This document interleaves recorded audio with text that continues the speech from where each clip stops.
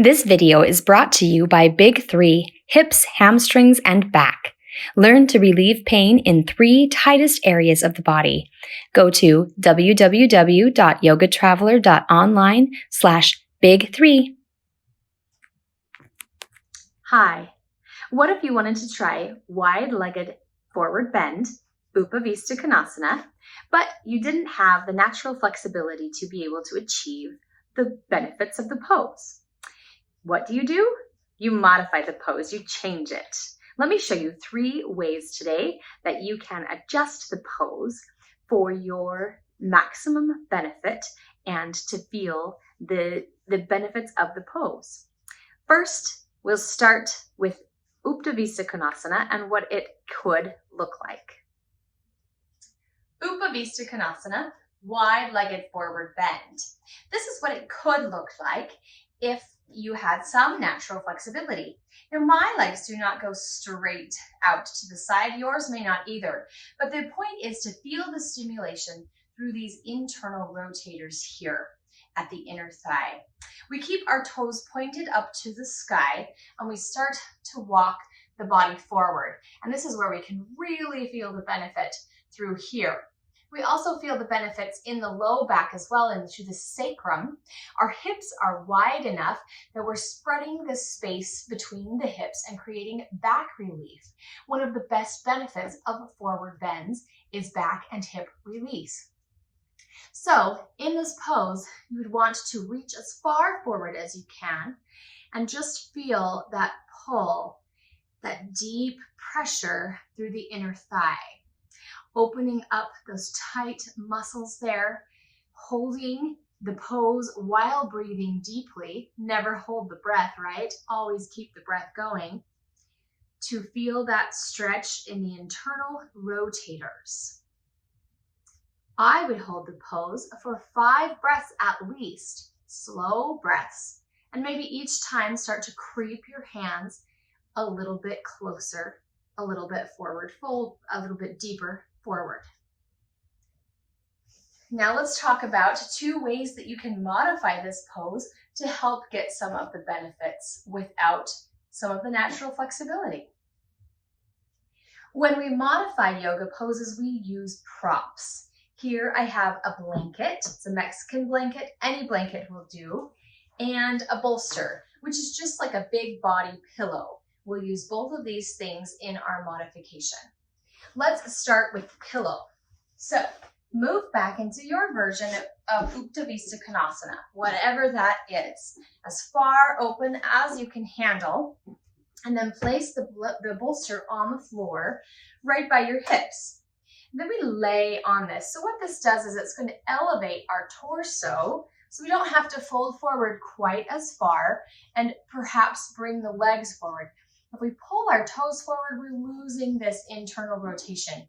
So the bolster helps us to have something to rest upon while we deepen the pose.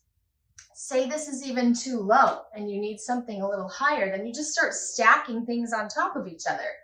If you had a second pillow that you could lay upon, or I've got this blanket here and I can elevate a little more, resting on the blanket.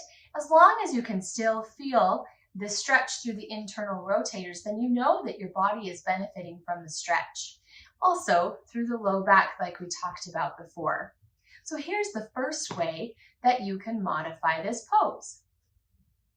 Our second modification will just use the blanket.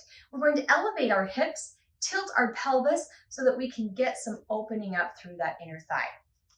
So we make a little shelf for our hips. I just have this folded over a couple of times, so there's some elevation for the ground. You just place it on the floor, pretty easy, and then sit on it. What this will do is it helps to tilt the pelvis forward and open up a little bit more here. It's just allowing my hips to elevate and shift so that I can open deeply. The only thing to be aware of when you fold forward is just to not fall off the blanket. Usually we don't fall off a blanket, right? Some people will elevate with blocks. I personally think that that's too much of a lift, and then you might fall off the block. So the blanket is soft, right? It's going to feel good as we fold forward, and it'll just give us that slight tilt of the pelvis so that we can open up a little bit more and feel the benefits in the pose. You can hold this again for at least 5 breaths at least, because the body needs time to adjust to the position and to what we're doing.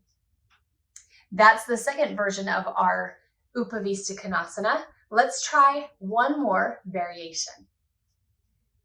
The third version of upavista konasana is legs up the wall, where we lay on our back and open the legs on the wall to let gravity help us open the inner thigh and groin. So you would scoot yourself up against a wall. There's nothing in my way here. I do have the baseboard here. Maybe you can find a clearer space than I'm showing you at this moment. So hips right up against the wall. And then start to lift your legs up.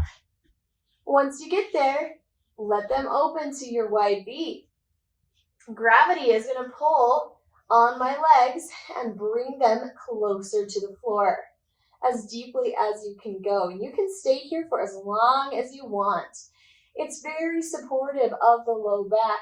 The hips and sacrum are open, and we can feel that release both through the inner thigh and through the low back. And you just stay and let gravity do the work. Keeping the feet flexed is helpful. That's just going to engage our calves to keep them involved in this stretching process. So enjoy this final, probably the most restive way of practicing upavista konasana. Thank you for joining me as we learn how to release pressure and pain to the hips and the back with this pose, upavista konasana. If you would like more tips about how to release pain in your hips, your backs, and the hamstrings, check out my program, The Big 3, Easing Pain with Yoga in the Hips, the Back, the Hamstrings. Link posted in the notes below. Thanks for joining me.